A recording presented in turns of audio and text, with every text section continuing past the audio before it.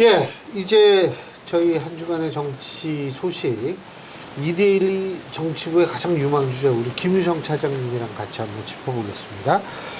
자, 뭐 일들이 너무나 많은데 예, 그 중에서 제일 중요한 건 한덕수 권한대행의 출마 여부 아니겠어요? 예, 이게 여론 추이로 봤을 때 충분히 한덕수 국무총리 가슴을 뛰게 만들 만한 좀 나오고 있어가지고요. 리얼미터 그 젊은 사람이 그렇게 기억을 못하면 어떡해요? 예, 그래서 좀 요새 정신을 살다 보니까 그나마 예. 좀 나아졌는데 리얼미터가 생각이 안 나네요, 진짜. 예. 예. 그래서 사실 리얼미터에 대한 저희가 약간 간과하고 있거든요. MBS 아니면 갤럽을 보다가 예. 어저께 리얼미터에서 좀 주목할 만한 조사 나와서 봤는데 혹시나 했거든요. 근데 역시나 김문수 장관 다음으로 이제 그 한동훈이란다. 한덕수 국무총리가 2위로 올라가게 됐는데 중요한 점은 김문수 총리는 전주 대비해서 3분의 1 정도. 김문수 전 장관. 김문수 전 장관은 3분의 1 정도. 오늘 어제 술 많이 먹었나 봐요?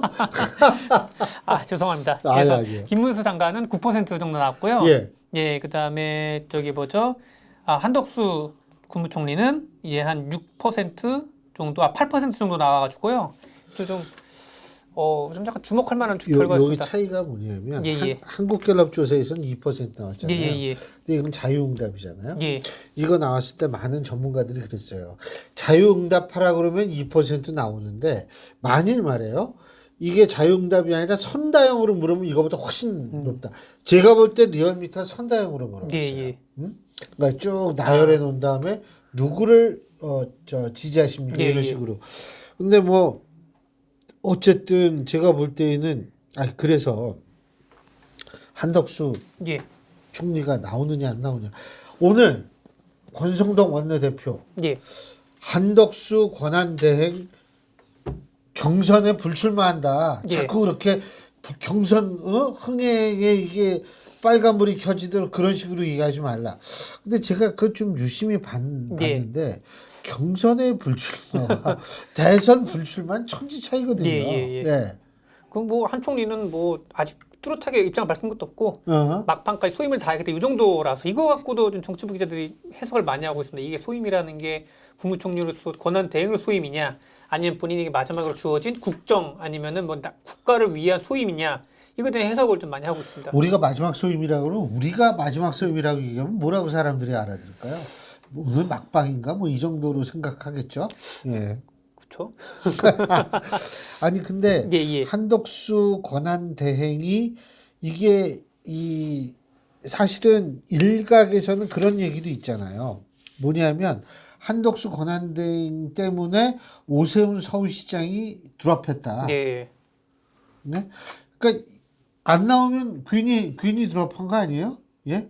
오세훈 시장이? 그 사이에 그 연관성이 좀 있다고 보시나요, 교수님요? 그러니까 제가 볼 때에는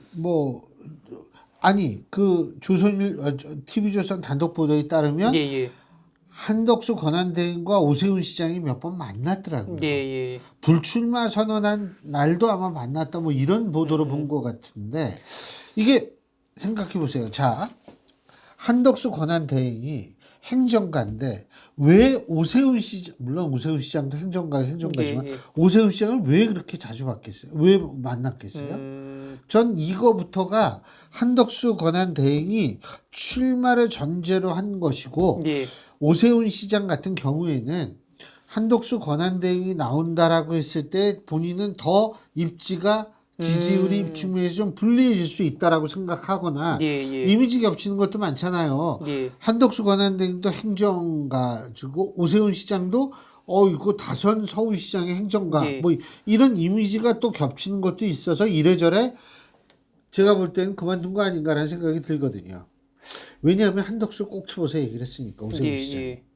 한덕수 권한대행을 꼭 집어서. 개인적으로 봤을 때는 민주당 입장에서 봤을 때는 가장 좀 두려운 존재가 오세훈 서울시장일 수 있는 건데 좀 약간 왜냐하면은 그 전에도 어떤 다선 의원한테 얘기를 들었었는데 오세훈이 위협적인 게 전 일전에도 말씀드린 것 같긴 한데 일단 의회 경험이 있고 서울시장 경험이 있고 그렇죠. 그러니까 의회와 행정 경험이 있다는 게 중도층의 소구력이 있잖아요. 소구력도 있고 그래서 그런 면으로 봤을 때는 충분히 경쟁력이 있는데 예. 아마 지금 현재 불출마에 대해서는 민주당이 가장 좋아할 거다라는 썰도 있는 것 같습니다.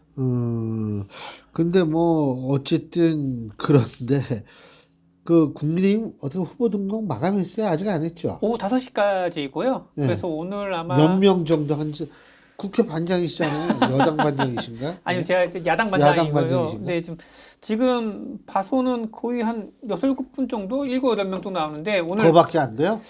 그러니까 현재까지는 또 나오겠다 그랬다 예. 안 나오고 막 이런 사람 많으니까 이정현 전 대표도 나오겠다 말씀하시고 안 나오시고 안 나왔죠. 예. 윤상현 의원도 나오겠다 그랬다가 예, 안 들어갔고. 나오고. 예. 그래서 지금 관전 포인트는 지금 1차 쿼드풀 4명까지 하는 건데 예. 거기에 4위가 누가 올라가느냐. 그렇죠. 이거에 대해 안철수냐 아니면 다른 한동훈이냐를 놓고 아마 이게 관전 포인트로 삼고 있더라고요. 1차 컷오프가 언제 나오는지 모르겠네. 1차 쿼드풀가 제가 이게 일정을 안 적어왔는데 그건 여론조사만 가지고 하는 거 아니에요? 예, 맞습니다. 여론조사를 돌려야 될 거 아니에요? 예. 그러니까 22일 국민 여론조사를 통해서 후보 4명 압축이니까요. 오늘이 15일이니까 딱 일주일 뒤에 나옵니다. 일주일 뒤에. 예, 22일 여론조사 통해서 후보 4명을 압축한다. 그 후보가 되게 많긴 많으니까. 예. 그 민주당 솔직한 얘기로 상대적으로 민주당 경선은 관심이 좀 덜 가잖아요. 누가 2등을 하느냐, 또 누가 얼마만큼의 지지율을 보이느냐, 또 누가 어떤 메시지를 내세우느냐.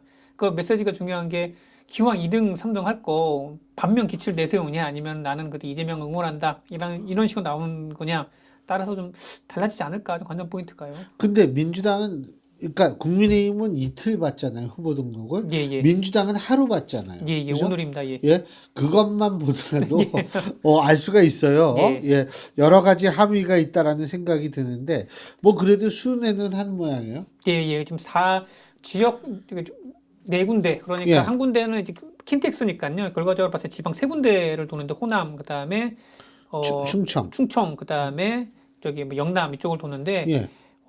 지금 돌아오는 토요일부터 이제 시작을 합니다. 예. 토요일부터. 예. 그래서 저희들도 뭐 이제 어디를 가니 저기를 가니 지금 분담하고 있고요. 어디로 가세요? 저는 이제 커맨드 센터니까요. 일산. 예, 일산으로 일단 전 같이 가 있지 않을까라는 생각을 하고요. 근데 무슨 의미가 있겠느냐라는 생각도 좀 사실 들긴 그래요. 하고요. 예. 근데 뭐 그냥 취재는 해야 되니까 하는 건데 사실 사람들이 별 관심이 없죠. 어제 김동연 캠프를 제가 갔었는데요. 김동연 경기지사 같은 경우에는 나이로 봤을 때는 이번이 거의 마지막일 수 있는 거잖아요. 58년생이시니까 한 번 더 할 수 있을까요? 요새는 그렇습니까? 요새는 지금 100세 시대인데 한 번 죄송합니다. 더 해야죠. 그래서 가만 있어봐. 58년생이시면 66인가? 67.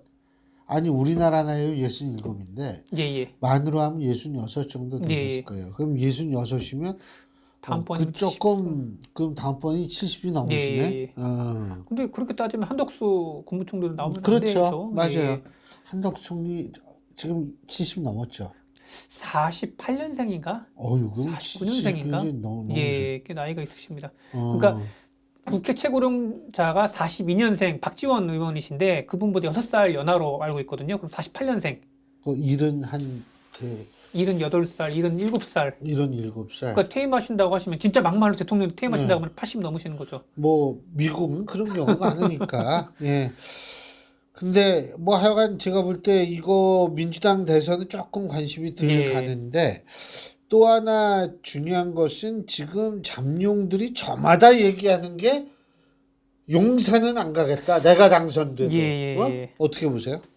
근데 현실적으로 뭐 가능할런지 모르겠습니다. 일단은 가장 현실론으로 나오고 있는 게 일단은 용산에서 저기 업무를 보면서 준비를 하다가 연말이나 1년 정도 이후에 뭐 세종을 간다거나 아니면 청와대로 간다던가.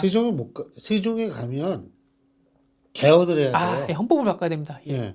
그래서 청와대로 가는 게 유력하지 않을까 싶습니다. 청와대로 가는 게 제일 무난하죠. 왜냐면 거기가 보니까 뒤에 이렇게 군부대도 있고 그래가지고 이게 천혜의 요새다 뭐 이런 얘기가 나오잖아요. 그러니까 애초에 왜 옮겨가지고 이렇게 사단을 만들었을까? 그걸 저한테 물어보세요. 나 근데 있잖아요. 진짜 윤석열 대통령이 뭐라 그랬어요? 이게 뭐 청와대는 구중궁궐이다. 내가 용산 이게 옮기는 이유도 이게 국민과 더 가까이 예. 하기 위해서. 근데 그런 것 같지는 않고 예.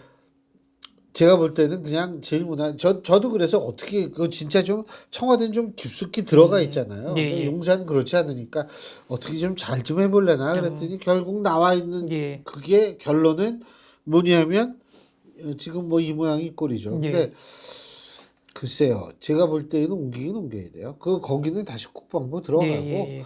국방부하고 합참하고 같이 있는 게 예. 더 맞죠. 그리고 주변 시민들이 불편 너무 많이 겪기 때문에요. 그리고 이번에 이게 비상계엄하고 막 군 막 저거 하는데 대통령하고 군하고 좀 멀리 떨어져 있어야 되는 거 아닌가 사람들 그렇게 생각하죠. 예. 그 저기 한 3주 전에 조갑재 닷컴 대표, 그러니까 조갑재 기자를 만났을 때 그때도 보수가 윤석열 전 대통령한테 실망하기 시작했던 시점이 청와대를 버리고 나왔을 때 그때부터라고 얘기를 하더라고요. 그러니까 확실히 청와대를 나온다 할 때부터 약간 이상하게 좀 봤어야 되는 건데 저희도 좀 약간 좀 반성합니다. 그렇죠. 혹시 예. 손바닥에 뭐 왕자 같은 거 안 예, 썼죠? 없습니다. 예.